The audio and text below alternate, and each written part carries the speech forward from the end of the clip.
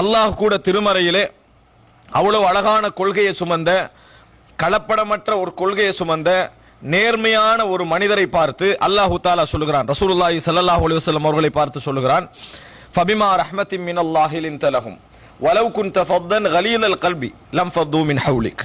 அல்லாஹ்வுடைய ரஹ்மத்தின் காரணமாகத்தான் நீங்கள் அந்த மக்களோடு மென்மையாக நடந்து கொண்டீர்கள். நீங்கள் மட்டும் கடின சித்தமுடையவராகவும் மோசமான வார்த்தை பேசக்கூடியவராகவும் இருந்திருந்தால் எப்பொழுதோ உங்களை விட்டவர்கள் விரண்டு ஓடி இருப்பார்கள். அர்த்தம் என்ன? நல்ல கொள்கையை சுமந்திருந்தாலும் சரி, உண்மையான கொள்கையை சுமந்திருந்தாலும் சரி, நபியவர்களை போன்ற ஒரு நல்ல மனிதராக இருந்தாலும் சரி, மென்மை உபயோகிக்கப்படவில்லை என்று சொன்னால் மக்கள் என்ன செய்து விடுவார்கள்? விரண்டு ஓடி விடுவார்கள் என்று அல்லாஹு தஆலா சொல்லி காட்டுகிறான். இப்படி நிறைய நற்பண்புகள் இஸ்லாம் வலியுறுத்திய அதே நேரம் சில மோசமான பண்புகள் இருக்கின்றன. நீங்கள் எவ்வளவுதான் நற்பண்பு உள்ளவர்களாக இருந்தாலும் சரி, எவ்வளவுதான் அகலாக்குடையவராக இருந்தாலும் சரி, அந்த ஒரு குணம் போதும் உங்களது எல்லா நற்பண்புகளையும் அப்படியே குழி தோண்டி புதைப்பதற்கு. அப்படிப்பட்ட மோசமான பண்புகளில் மிக மோசமான ஒரு பண்பாக இஸ்லாம் அடையாளப்படுத்துவது கோபம் என்கின்ற ஒரு பண்பு. மிக மோசமான ஒரு பண்பாக இஸ்லாம் எங்களுக்கு அடையாளப்படுத்துகிறது. நீங்கள் எவ்வளவு பெரிய தர்மசாலியாக இருந்தாலும், எவ்வளவு பெரிய நற்குடைமுறைவராக நீங்கள் இருந்தாலும், அல்லது மக்களிடத்திலே உங்களுக்கு சரியான ஒரு பெயர் இருந்தாலும், இந்த கோபம் என்ன செய்துவிடும்? அவைகள் அனைத்தையும் மறைத்து உங்களை மோசமான ஒருவராக என்ன செய்துவிடும்? மக்களுக்கு மத்தியிலே அறிமுகப்படுத்திவிடும். இது கோபத்துடைய இயல்பு. நீங்கள் எப்பொழுது கோபப்பட்டாலும் உங்களது தர்ம குணம் மறைந்துவிடும், இரக்க குணம் மறைந்துவிடும், உங்களது பணிவான குணம் மறைந்துவிடும், உங்களது நேர்மையான குணம் மறைந்துவிடும், உங்களது நல்ல வார்த்தைகள் மறைந்துவிடும், அறிவு மழுங்கிவிடும். எல்லா விஷயம் என்ன செஞ்சிடும்? இந்த கோபம் என்கின்ற பண்பு உங்களிடத்திலே வந்து விட்டது என்று வையுங்கள், உடனே அதுதான் என்ன செய்யும்? மக்களுக்கு ரீச் ஆகும். எனவே இந்த கோபம் என்கின்ற பண்பு நீங்கள் எவ்வளவு பெரிய நற்குணமுடையவராக இருந்தாலும் அத்தனையும் மோசமாக காட்டக்கூடிய ஒரு ஊடகம்.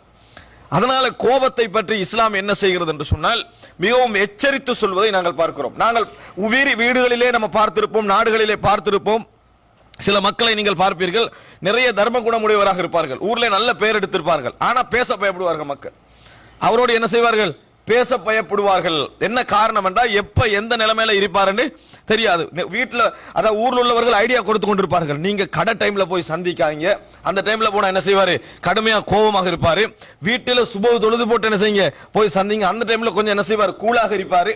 இப்படி எல்லாம் ஐடியா சொல்வதை நீங்கள் பார்ப்பீர்கள். என்ன காரணம்? அந்த கெட்ட குணம் எப்பொழுது அவற்றை வேலை செய்யும் என்பது தெரியாது. இப்படி அறிமுகமாக இருப்பார்கள் சிலர். இன்னும் சிலரை நீங்கள் பார்ப்பீர்கள், தர்மமே செய்ய மாட்டார்கள், நல்ல குணமே இருக்காது, ஆனா மக்களோடு என்ன செய்வார்கள்? சிரித்து மென்மையாக பண்பாக பழகக்கூடிய பணக்காரர்களாக இருப்பார்கள். அவர்களோடு ஒரு பின்னால் ஒரு சமுதாயம் எப்பொழுது இருந்து கொண்டே இருக்கும்.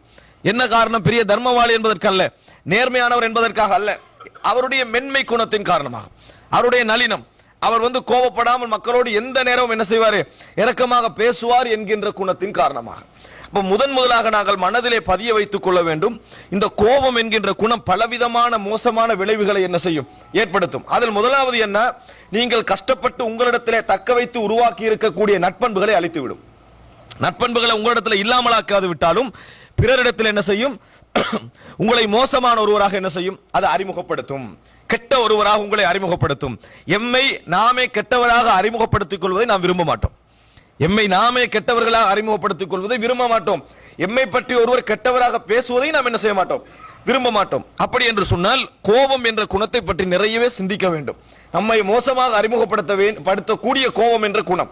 இப்ப கோபத்தை பொறுத்த வரைக்கும் இஸ்லாம் சில இடங்களில் கோபப்பட சொல்கிறது.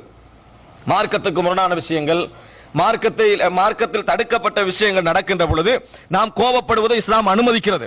ஆனாலும் கூட இப்படி ஒரு 10 விதமான நல்ல இடங்கள் அந்த கோபத்துக்கு இருந்தாலும், 10 விதமான இடங்களில் கோபம் அனுமதிக்கப்பட்டிருந்தாலும், கோபத்தை பொதுவாக இஸ்லாம் பேசுகின்ற பொழுது மோசமான குணமாகத்தான் சொல்கிறது. அதில் நல்லதும் இருக்கிறது, கெட்டதும் இருக்கிறது, நேரடியாக எங்கேயும் என்ன செய்யவில்லை, இஸ்லாம் சொல்லவில்லை. பாருங்கள், ரசூலுல்லாஹி ஸல்லல்லாஹு அலைஹி வஸல்லம் அவர்கள் ஒரு மனிதருக்கு செய்த வசியத் எங்களுக்கு தெரியும், முஸ்லிமிலே வரக்கூடிய செய்தி. ரசூலுல்லாஹி ஸல்லல்லாஹு அலைஹி வஸல்லம் அவரிடத்திலே அவுசினி, எனக்கு வசியத்து செய்யுங்கள் என்கிறார்கள். இந்த வசியத்துக்கும் நசீஹத்துக்கும் உள்ள டிஃபரண்ட் என்னன்னு சொன்னால், வசியத் என்பது அந்த குறிப்பிட்ட மனிதருக்கு சொல்வது போன்ற ஒன்று. வசியத் என்பது குறிப்பிட்ட மனிதருக்கு சொல்வது போன்ற ஒன்று. நசீஹத் என்பது பொதுவான ஒன்று. வசியத் என்பது நம்ம என்ன செய்யும்? குடும்பத்துக்கு மட்டும்தான் என்ன செய்வோம்? வசியத் என்று செய்வோம். இந்த மாதிரி ரசூல் ஸல்லல்லாஹு அலைஹி வஸல்லம் இடத்தில் கேட்ட பொழுது ரசூல் ஸல்லல்லாஹு அலைஹி வஸல்லம் சொன்னார்கள், லா தக்லப், கோபப்பட வேண்டாம் அப்படி என்றார்கள். கோபப்பட வேண்டாம் என்கிற பொழுது நல்ல கோபம் கெட்ட கோபம் என்று ரசூல் என்ன செய்யல, அங்க பிரிக்கல. நேரடியாக என்ன சொன்னார்கள்? கோபப்பட வேண்டாம். காரணம், கோபம் பெரும்பாலும் கெட்ட விளைவைத்தான் ஏற்படுத்தும். அதே நேரத்தில் கோபப்பட வேண்டாம்னு நம்ம யாருக்காவது அட்வைஸ் பண்ணிப்போமா? அட்வைஸ் பண்ணவே மாட்டோம். யாருக்கு அட்வைஸ் பண்ணுவோம்? யாரு கோபத்துல இருந்து கொண்டிருக்கிறோம் அந்த டைம்ல அட்வைஸ் பண்ணுவோம். ஏன் கோபப்படுறீங்க அப்படின்னு அந்த நேரத்தில் கேட்போமே ஒழிய, சும்மா ஒரு ஆள் வீட்டில் இருந்துட்டு இருக்காரு, உங்களுக்கு என்ன பெரிய நசியத், கோபப்பட வேண்டாம்னு சொன்னாலே அவருக்கு என்ன செஞ்சிடும்? கோபம் தானே. சும்மா இருந்துட்டு இருக்கிறவனை பார்த்தா என்ன, கோபப்படாத என்று சொல்லி வந்து அட்வைஸ் பண்றான்னு கோபம் வந்துடும். ஆனா ரசூல் ஸல்லல்லாஹு அலைஹி வஸல்லம் என்ன செய்யறாங்கன்னா, அவரை பார்த்து கோபப்பட வேண்டாம் அப்படி என்றாங்க. அவர் திருப்பி திருப்பி என்ன செய்யறார்? ஃபரத்தத மிராரன், பல முறை திருப்பி திருப்பி கேட்கிறார்கள். அப்பொழுது ரசூல் ஸல்லல்லாஹு அலைஹி வஸல்லம் அவர்கள் லா தக்லப், கோபப்பட வேண்டாம் கோபப்பட வேண்டாம் என்று பல முறையும் பதிலாக சொன்னார்கள். இந்த வசியத்தை மட்டும் அந்த நபித்தோழர் கடைபிடிக்க சொல்லித்தான் ரசூலுல்லாஹ் என்ன செய்யறாங்க? சொல்றாங்க. இதை கடைபிடித்தால் எல்லா ஹைரும் அவருக்கு கிடைக்கும் என்பதானே அர்த்தம். அப்ப என்ன புரிந்து கொள்ள வேண்டும்? ஒரு நபித்தோழருக்கு ரசூல் ஸல்லல்லாஹு அலைஹி வஸல்லம் கோபப்பட வேண்டாம் என்று பொதுவாக சொல்கிறார்கள் என்று சொன்னால், பிரிக்காமல் சொல்கிறார்கள் என்று சொன்னால், எங்கெல்லாம் கோபத்தை அடக்க வேண்டும் என்ற உணர்வு உங்களுக்கு வருகிறதோ அங்கெல்லாம் அடக்கி விடுங்கள். இது நல்ல இடமா கெட்ட இடமான்னு கூட நீங்கள் யோசிக்க வேண்டிய அவசியம் இல்லை. கோபத்தை அடக்குவதனால் பலன்தான் அதிகம்.